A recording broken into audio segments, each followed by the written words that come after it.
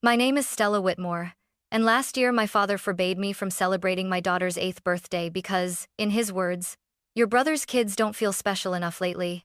He said it like it was weather casual, inevitable, and completely heartless. That single sentence shattered everything I believed about family. My daughter, Lily, had spent weeks drawing invitations and counting down with paper stars on her wall.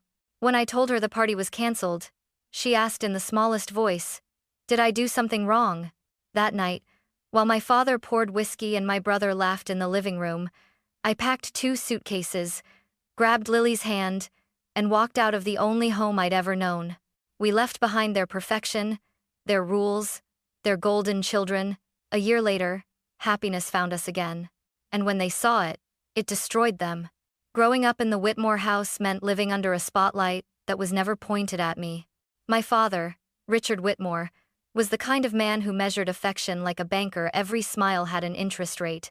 Every favor came with a due date. And my older brother, Ethan, was his prized investment. When Ethan got a B on his report card, Dad said, "He's gifted but distracted." When I brought home straight A's, he said, "Good. That's what's expected." That pattern stretched through everything.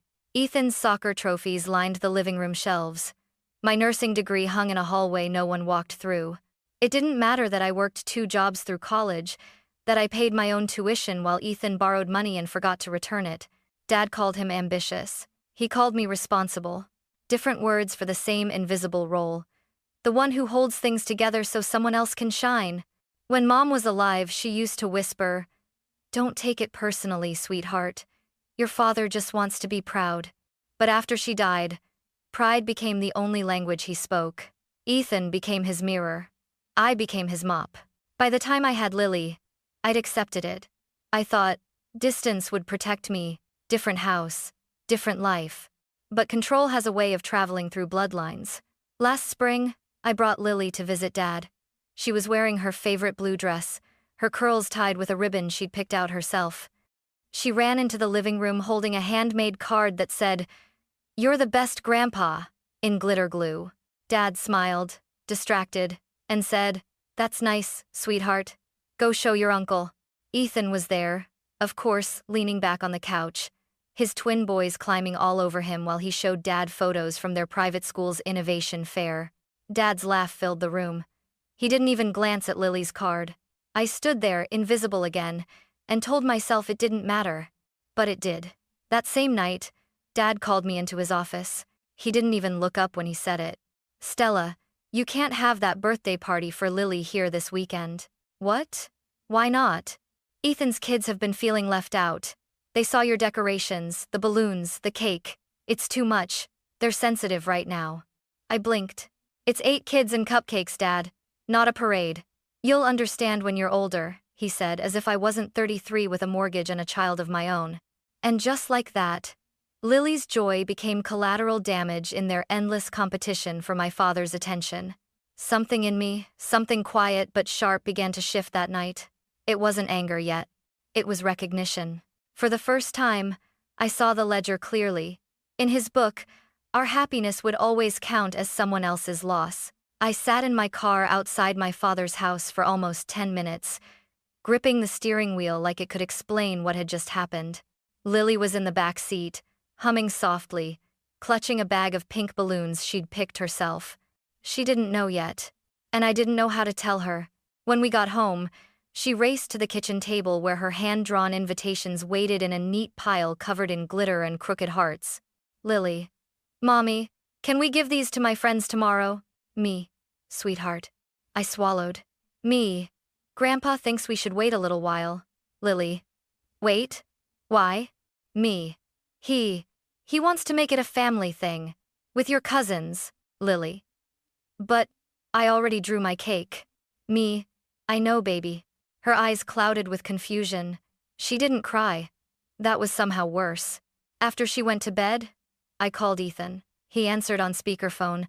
I could hear his TV and the faint sound of his wife, Nora, laughing in the background. "Ethan. Stell. You okay?" "Me. Dad just told me not to celebrate Lily's birthday because your kids feel overlooked." Ethan snorts. Oh, that. Yeah, Dad mentioned it. Look, don't make it a big deal. Me. A big deal? It's my daughter's birthday, Ethan. Yeah, but come on, it's just 1 year. The boys are going through a phase. They think Grandpa loves Lily more lately. Me, he doesn't. He barely looks at her, Ethan. Exactly. That's why you don't want to stir anything up. Me. Ethan, do you even hear yourself? Ethan. You always take things so personally. Dad's just trying to keep the peace. Keep the peace. Those words felt like handcuffs. After we hung up, I sat in silence, staring at the wall. Lily's drawings were taped everywhere, stars, cupcakes, her messy scrawl that said, "Happy 8 to me." How do you explain to a child that adults can be cruel without even realizing it? How do you tell her she's not the problem that the grown-ups are? That night, I watched her sleep. Her tiny hand still clutched a deflated balloon. I thought about the way Dad always smiled wider when Ethan entered a room. I thought about every time I'd been told, "Don't ruin the family mood, Stella." And then, for the first time, I asked myself, what family mood? I realized something I never had before. I'd spent my whole life waiting for my father to choose me. But now, I had someone who already had my daughter. So, while the house slept, I pulled out a suitcase from the closet. I started folding Lily's clothes, one by one. I didn't know where we were going yet, but I knew this much. We were leaving the moment the sun came up. The next morning, I woke before the Sunday. The house was quiet except for the hum of the refrigerator and the slow breathing of my daughter asleep in the next room.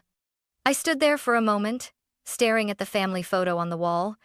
Dad, Ethan, me all smiling for a camera that didn't capture the truth. I slipped it from the frame and left it face down on the counter. When Lily woke, I told her we were going on a birthday adventure. Her sleepy eyes widened. Lily. Like a trip? Me.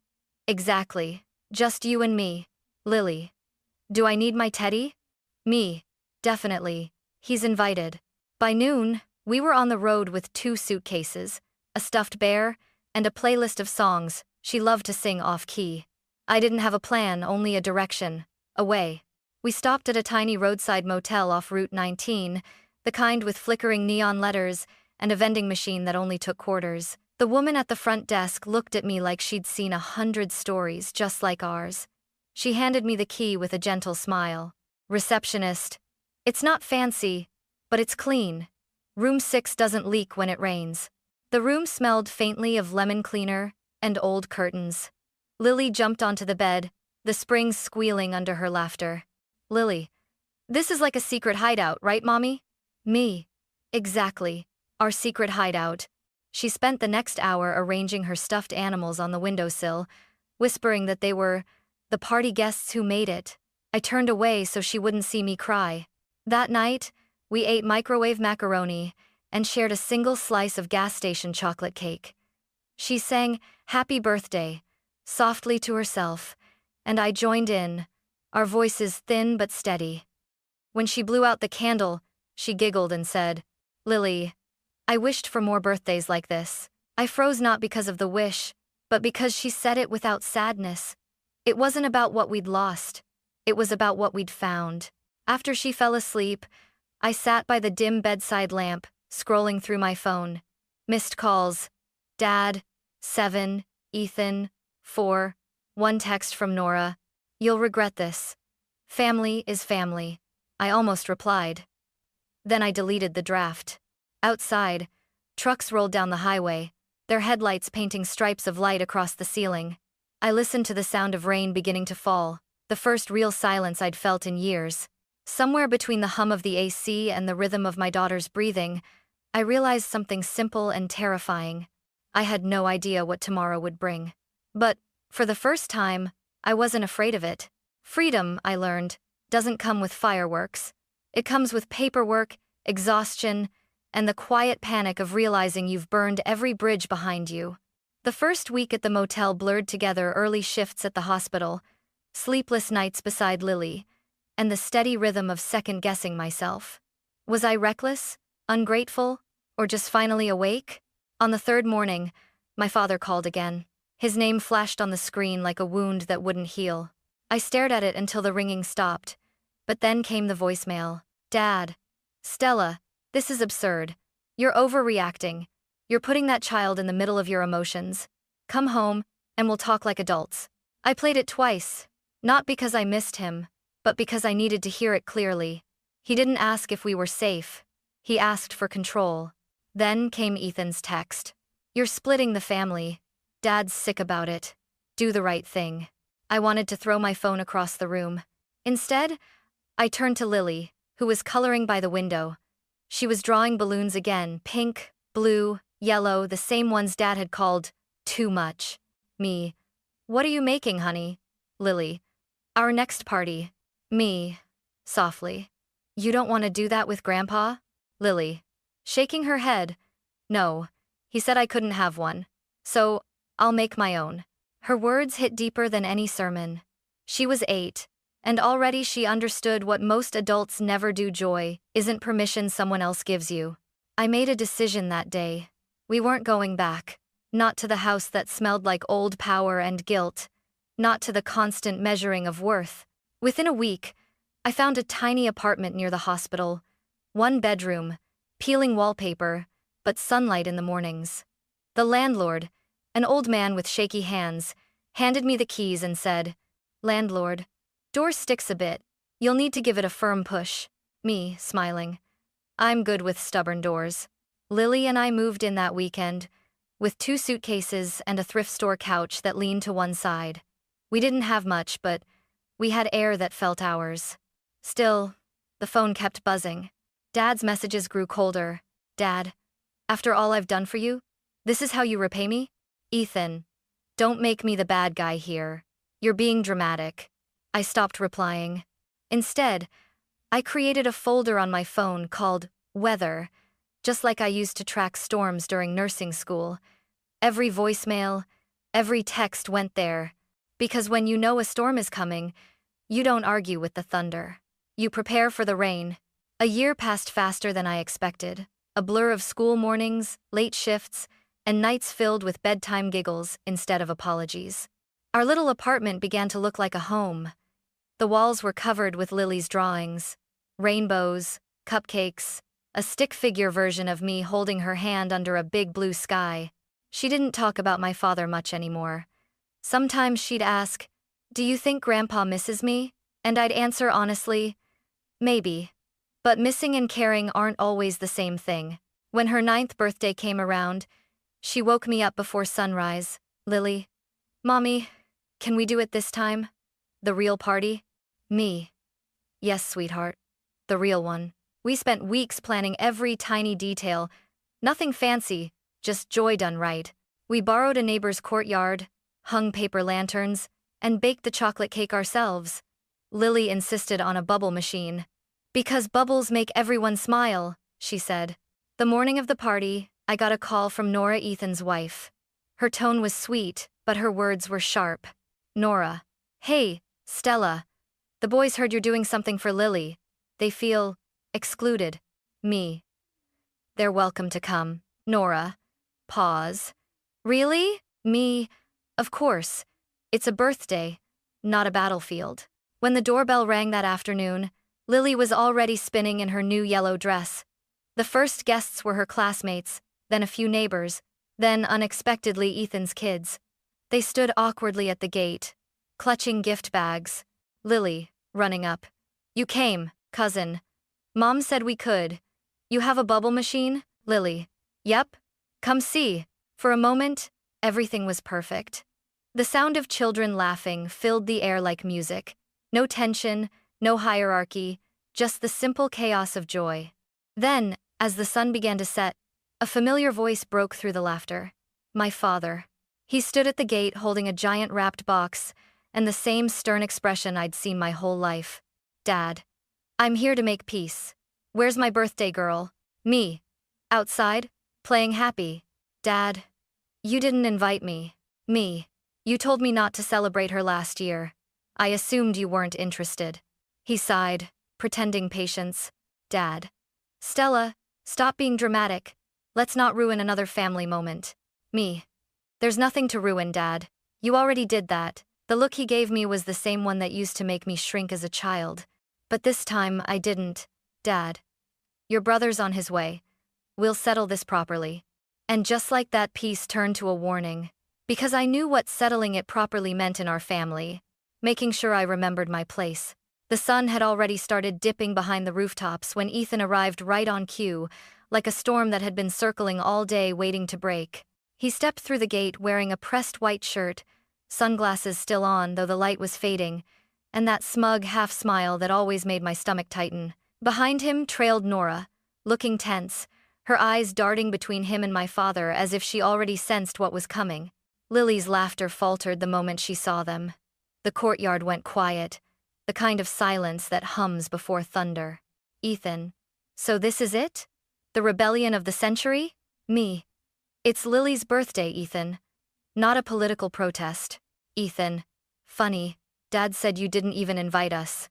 He had to tell me himself. Me. Everyone was welcome. You just needed to come as guests, not commanders. Ethan. Guests? We're family, Stella. Me. Family doesn't issue ultimatums. He scoffed, pacing closer, his shoes crunching over confetti. Ethan. You always do this. Turn everything into a tragedy so you can play the hero. Me. I'm not the hero, Ethan. I'm just done being the side character in your drama. Dad stepped forward then, setting the giant gift box on the table like a trophy. Dad. Enough. We're not doing this in front of the children. Me. No. We're not doing this at all. The kids, Lily, her friends, her cousins stood frozen. I caught Lily's small hand trembling beside me, frosting still on her fingers from the cake. Dad. You embarrassed me last year, Stella. Running away like a spoiled teenager. What will people think? Me. That I finally grew up. His jaw clenched. The old power dynamic, the one that used to make me shrink, flickered, but didn't land.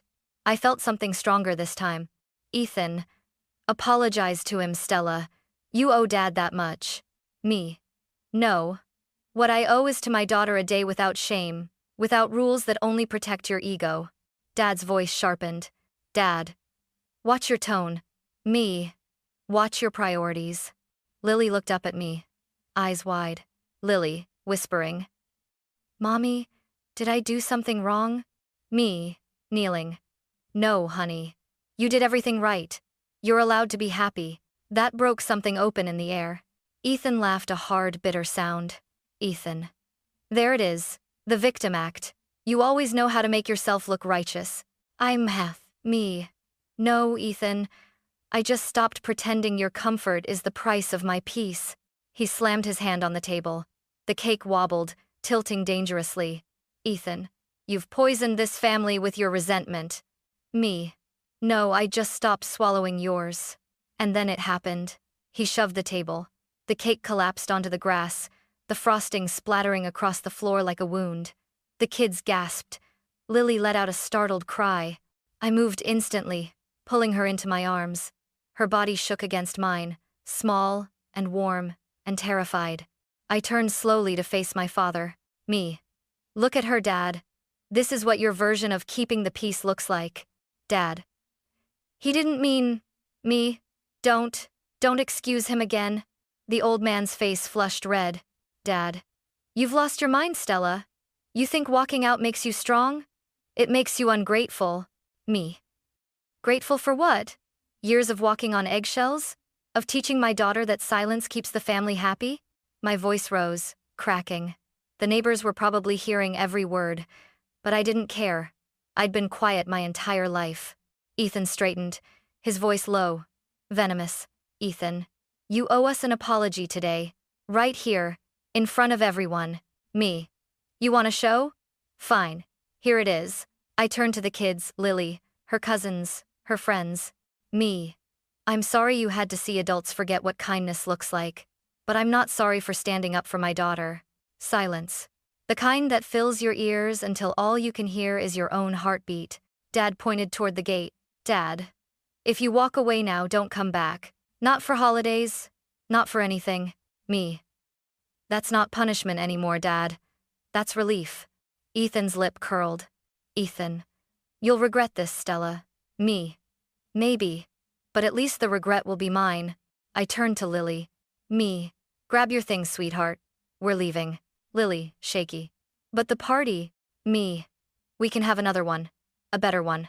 I picked her up, frosting and all, and walked through the gate. My father's voice echoed behind me, full of empty authority. But I didn't look back. The lock clicked as the gate swung shut. That sound small, final, and perfect was the truest birthday gift I'd ever given my daughter. Outside, the air was cool. Lily rested her head on my shoulder, whispering, Lily. It's okay, Mommy. We can make another cake. Me, through tears. Yes, baby. And no one can take it away this time. I didn't know where we'd go next. But for the first time in my life, I knew this. The only family worth keeping is the one that lets you breathe. The night after the chaos, I barely slept. The image of Lily's cake splattered across the grass kept replaying in my head, not because of the mess, but because of what it meant.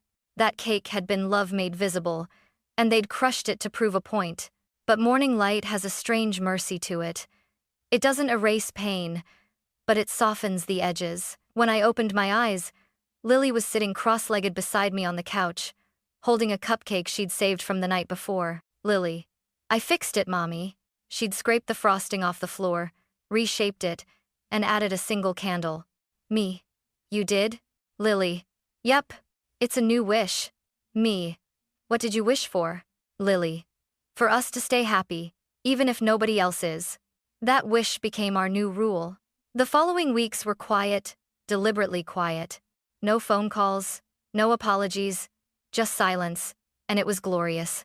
Dad sent one message through Ethan. The door's always open when you come to your senses. I didn't respond. Some doors aren't meant to be reopened. Instead, I poured my energy into small, ordinary things that felt extraordinary. Repainting our living room a soft yellow, taking Lily to the park every Sunday, learning to make her favorite cinnamon rolls from scratch. Our little world grew stronger each day, not bigger, just safer. One Saturday morning, there was a knock on our door. When I opened it, I found Ethan's wife, Nora, standing there with her 2 boys. She looked nervous. Nora. We were in the neighborhood. The kids wanted to see Lily. Me. Of course. Come in. The children ran straight to the bubble machine in the corner, squealing with laughter as if the past hadn't happened. Nora and I stood watching them, the air heavy but peaceful. Nora, softly. I'm sorry about that day. Ethan's been different since. He can't stand that you're fine without Dad's approval. Me. He doesn't need to understand it. He just needs to see it's possible. Nora nodded, eyes glistening. Nora. Your daughter's lucky, you know. You taught her how to be free. Me. She taught me first. By evening, after they left, Lily climbed into my lap, her hair smelling of soap and sunshine. Lily. Mommy, can my cousins come next year too? Me. Of course. Everyone's welcome as long as they bring kindness. She smiled, sleepy but safe. And as I turned off the lights, I realized the truth that had taken me 33 years to learn. Peace doesn't come from silence. It comes from knowing you can start over, and this time, you don't owe anyone an apology for doing so. A few months later, while organizing a drawer, I found an old key, small, worn, the metal dulled from years of turning the same lock. I recognized it instantly. It was the key to my father's house.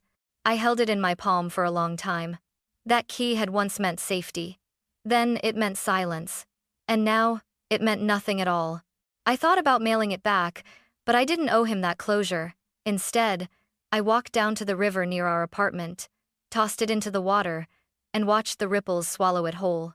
The sound was quiet, almost gentle, like the world sighing in relief. That evening, Lily helped me bake another chocolate cake, this one for no reason at all. Just because we could. Lily. Do we need candles, Mommy? Me. Always. Lily. What should we wish for? Me, smiling. Nothing. Sometimes we just celebrate the day itself. She grinned, frosting on her cheek, and blew out the candles with both hands like she was pushing the past away. Later, as she fell asleep, I sat beside her bed, running my fingers through her hair. I realized she'd changed. Her laughter came easier, her dreams seemed lighter. The same was true for me. For the first time, there were no voicemails from Dad waiting. No texts from Ethan trying to guilt me back into the old system. The storm had passed because I'd stopped standing in the rain. A few days later, a letter arrived. No return address, but I knew the handwriting. My father's. It said only 5 words. Family forgives.